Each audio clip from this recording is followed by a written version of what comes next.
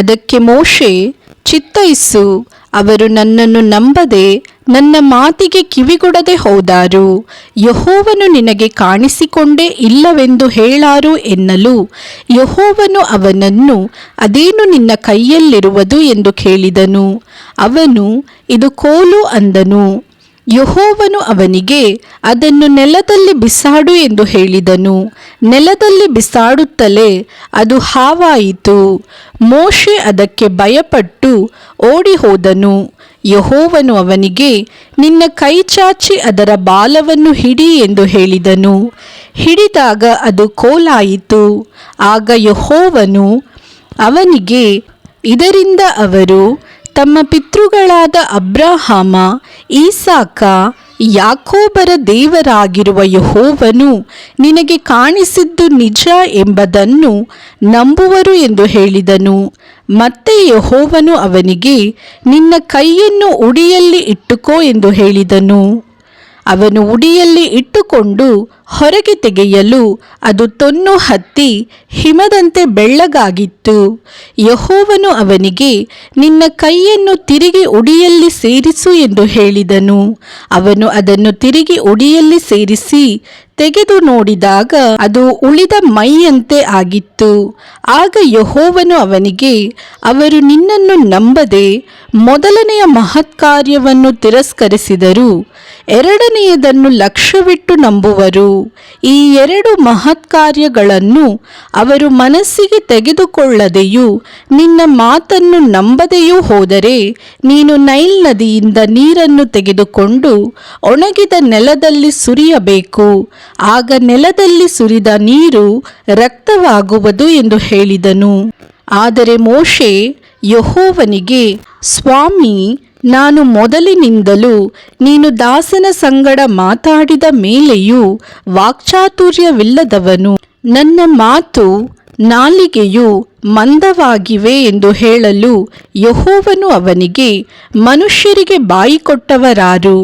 ಒಬ್ಬನು ಮೂಕನಾಗಿ, ಮತ್ತೊಬ್ಬನು ಕಿವುಡನಾಗಿ, ಒಬ್ಬನು ಕಣ್ಣುಳ್ಳವನಾಗಿ, ಮತ್ತೊಬ್ಬನು ಕಣ್ಣಿಲ್ಲದವನಾಗಿ ಇರಬೇಕೆಂದು ನೇಮಿಸಿದವರಾರು?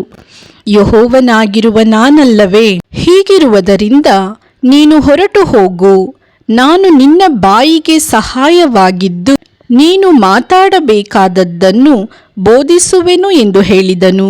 ಅದಕ್ಕೆ ಮೋಶೆ, ಸ್ವಾಮಿ, ಈ ಕಾರ್ಯಕ್ಕೆ ಬೇರೊಬ್ಬನನ್ನು ನೇಮಿಸಬೇಕು ಎನ್ನಲು, ಯೆಹೋವನು ಅವನ ಮೇಲೆ ಕೋಪಗೊಂಡು, ನಿನ್ನ ಅಣ್ಣನಾಗಿರುವ ಲೇವಿಯನಾದ ಆರೋನನಿದ್ದಾನಲ್ಲ, ಅವನು ಚೆನ್ನಾಗಿ ಮಾತಾಡಬಲ್ಲನೆಂದು ನನಗೆ ಗೊತ್ತದೆ.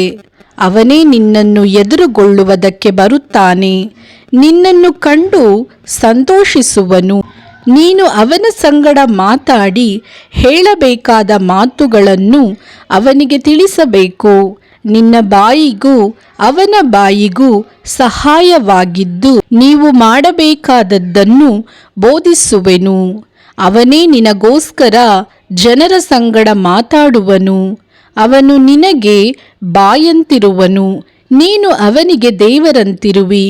ಇದಲ್ಲದೆ ಈ ಕೋಲನ್ನು ಕೈಯಲ್ಲಿ ತೆಗೆದುಕೊಂಡು ಹೋಗಬೇಕು, ಇದರಿಂದಲೇ ಆ ಮಹತ್ಕಾರ್ಯಗಳನ್ನು ಮಾಡುವಿ ಅಂದನು.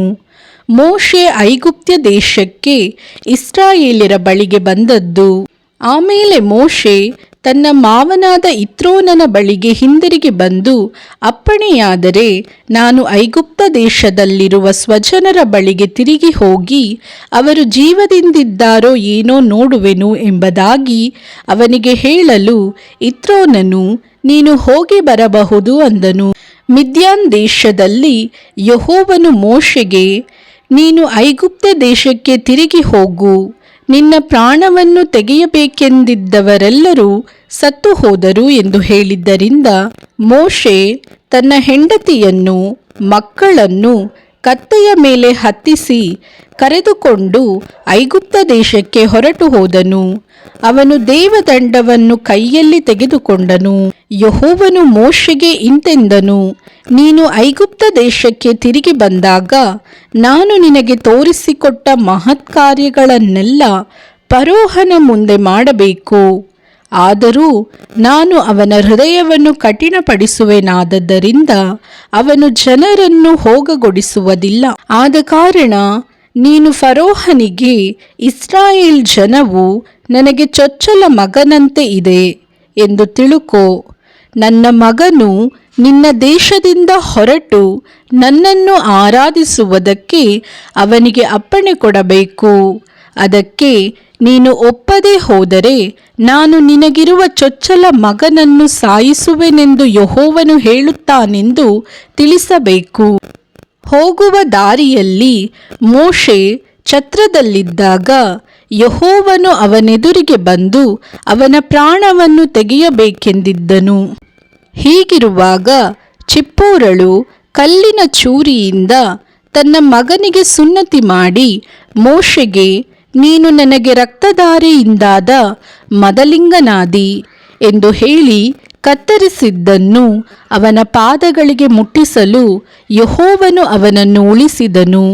ಆಕೆ, ಸುನ್ನತಿಯ ನಿಮಿತ್ತವೇ ನೀನು ನನಗೆ ರಕ್ತಧಾರೆಯಿಂದಾದ ಮದಲಿಂಗನು ಎಂಬ ಮಾತನ್ನು ಹೇಳಿದಳು.